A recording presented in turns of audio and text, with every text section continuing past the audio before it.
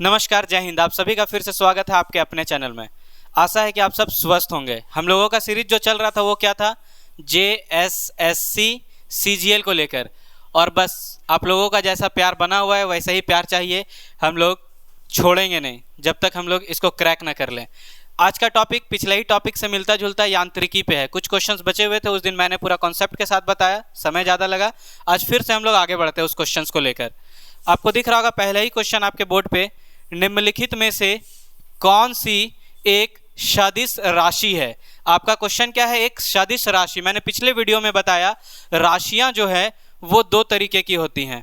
राशियां की अगर बात करी जाए तो ये दो तरीके की, एक को हम लोग बोलते हैं सदिश, एक को हम लोग कह देते हैं सदिश और दूसरे को कह देते हैं अदिश।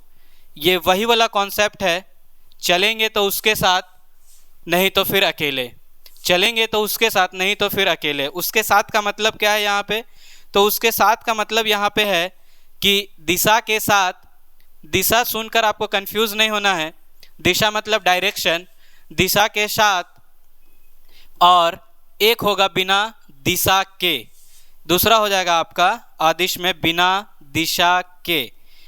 तो दो तरीके की राशियाँ, एक जिसमें दिशा हो और एक में जिसमें दिशा खफा हो, बिना दिशा के। तो अब इस क्वेश्चन में पूछा गया है, जो मैं आपको वो बताता हूँ, ऑप्शंस के अकॉर्डिंग हम लोगों को काम करना होगा। तो ऑप्शंस क्या क्या दिए हुए हैं, ऑप्शंस जो है आपके दिए हुए हैं। पहला संवेग, जिसको कि हम लोग बोलते हैं मोमेंटम।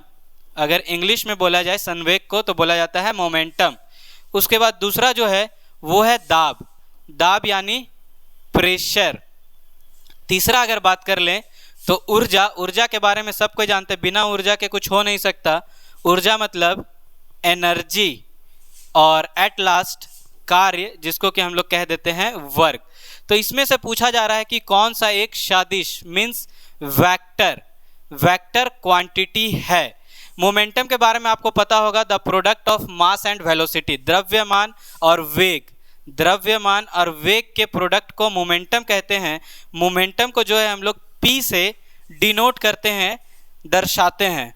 और अगर इसकी इकाई की बात करी जाए तो मोमेंटम की जो इकाई हो जाएगी वो हो जाती है आपकी kg मीटर पर सेकेंड। इसी तरह जब दाब की बात करेंगे तो दाब यानी प्रेशर, जो कि आपका होता है बल बटा क्षेत्रफल, क्षेत्रफल को हम लोग एरिया बोल सकते हैं।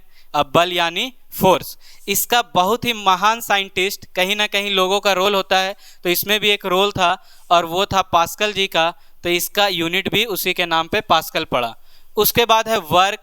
वर्क और एनर्जी एक्चुअली में जो है दोनों का यूनिट सेम ही होता है, दोनों को हम लोग जूल में ही मापते हैं। अब जब बात करते हैं हम लोग कि ये आपका ऊर्जा हो गया, संवेग हो गया, दाब हो गया, कार्य हो गया, मैंने इस चारों के बारे में बताया, लेकिन हमारा क्वेश्चन अभी भी अधूरा है, कौन है वेक्टर। तो याद रखिएगा, ऊर्जा में कोई डायरेक्शन का सेंस नहीं होता है, दाब में कोई डायरेक्शन का सेंस नहीं होता है, कार्य में कोई डायरेक्शन का सेंस नहीं होता है। मतलब दिशा किसके साथ चलेगी, तो दिशा चलेगी संवेग के साथ। तो इसका सही उत्तर हो जाएगा ए, संवेग। आते हैं अगले प्रश्न की ओर। अगला प्रश्न है पदार्थ के संवेग मतलब मोमेंटम, जो कि मैंने पिछले क्वेश्चन में ही कहा, और वेग, वेग पता है वेलोसिटी को बोलते हैं, के अनुपात में कौन सी भौतिक राशि प्राप्त की जाती है। तो आपसे पूछा जा रहा है भौतिक राशि, जब इन दोनों का आप रेशियो लीजिएगा, इन दोनों का अनुपात लीजिएगा, तो मोमेंटम जिसको कि P से हम लोग डिनोट करते हैं, और वेग जिसको कि हम लोग V से डिनोट करते हैं, वेलोसिटी। जब आप मोमेंटम का फॉर्मूला याद कीजिएगा, इसका सूत्र, तो इसका सूत्र होता है, मैंने अभी पीछे बताया, द्रव्यमान गुने वेग। और इधर तो पहले से वेग है, वेग और वेग कैंसल हो जाएगा, तो आपको दिखेगा यहाँ पे बचा हुआ क्या, तो दिखेगा बचा हुआ m, m फॉर मास, जिसको कि हम लोग बोलते हैं द्रव्यमान। ऐसा आपको कहाँ दिख रहा है, तो सी ऑप्शन में। तो इसका सही उत्तर जो है ऑप्शन सी हो जाएगा। वेग के बारे में अगर बात करें तो वेलोसिटी, वेलोसिटी की इकाई की बात कर ले तो इकाई इसका हो जाता है मीटर पर सेकेंड। उसके बाद त्वरण, नाम बहुत ही खास है, त्वरण हम लोग सब जानते हैं, सबको शौक है आज के डेट में गाड़ी एकदम उड़ाने का। तो त्वरण की जब बात करेंगे तो यही है एक्सेलरेशन, जो एक्सेलरेटर पे पाव, जैसे पीछे कोई बैठा है एक्सेलरेटर पे पाव खुद ब खुद आ जाता है, तो वही चीज़ है। उस चीज़ को हम लोग साइंस के भाषा में, विज्ञान के भाषा में बोलते हैं त्वरण, rate of change of velocity, मतलब वेग का परिवर्तन समय के साथ। उसके बाद द्रव्यमान तो इसका उत्तर हो जाएगा, और बल के बारे में क्या ही कहना, पूरा दुनिया में चर्चा है, फोर्स। तो ये हो गया बल। और इसकी इकाई की बात कर लें हम लोग, तो ये भी बहुत महान साइंटिस्ट जिसके बारे में लोग बचपन से, हमको लगता है जब पढ़ना नहीं भी स्टार्ट करें तो न्यूटन साहब का नाम आ जाता है सेब वाला किस्सा से। सेब बहुत ही खास है, इसलिए सेब के साथ हमेशा बने रहना है। अगला जो है क्वेश्चन हमारा है, यदि किसी घन का आयतन और पृष्ठ क्षेत्रफल को निरूपित करने वाली संख्याएं समान हो तो उस घन के किनारे की लंबाई माप की इकाई में होगी, क्या होगी? क्वेश्चन थोड़ा आपको ट्रिकी लगा होगा, थोड़ा नया लगा होगा, लेकिन मैं आपको बता दूं ऐसा क्वेश्चन अक्सर पूछा जाता है और ये आया हुआ क्वेश्चन है।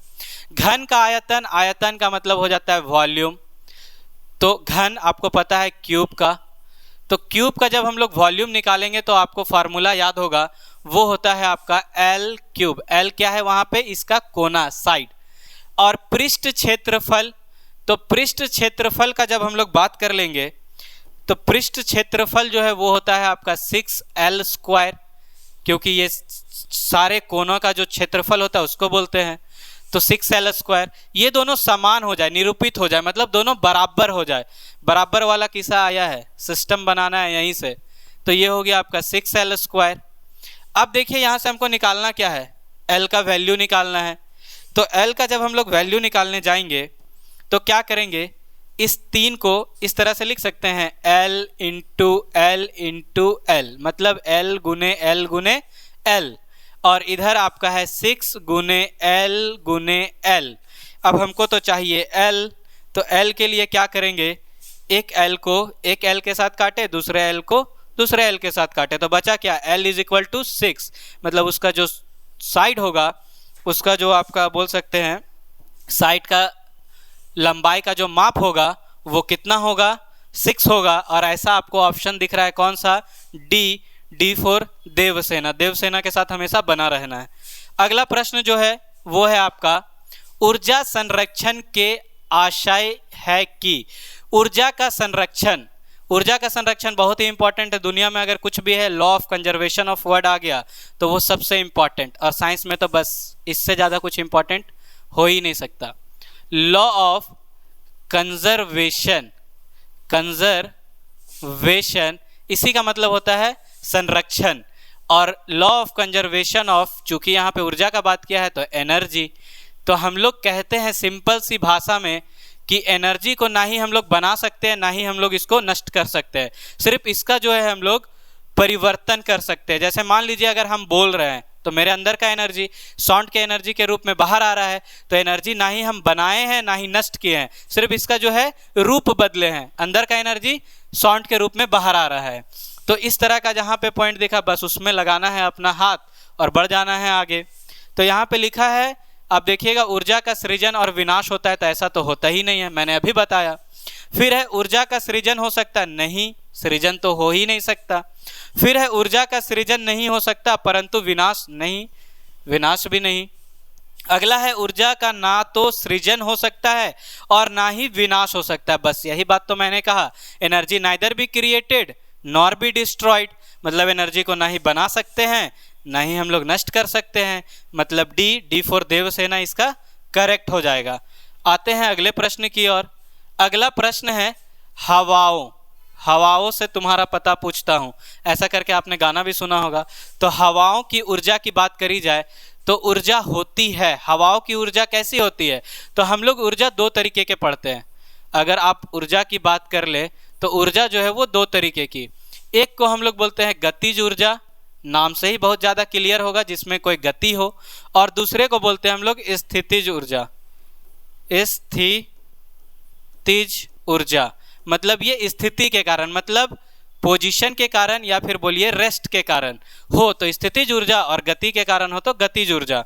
तो हवाओं की जब बात करेंगे तो हवाओं का रुख कब बदल जाए किसी को पता नहीं, और रुख कब बदलेगा, जब वो चलते रहेगा, इट मीन्स कि यहाँ पे कौन सा ऊर्जा है, तो यहाँ पे बी फॉर बाहुबली, देवसेना के साथ बाहुबली का होना बहुत इंपॉर्टेंट। तो बस यहाँ पे बाहुबली केवल गतिज ऊर्जा उसके अंदर होता है। आई होप आपको यहाँ तक का वीडियो समझ आया हो। नेक्स्ट वीडियो में आगे कवर करेंगे, तब तक के लिए जय हिंद।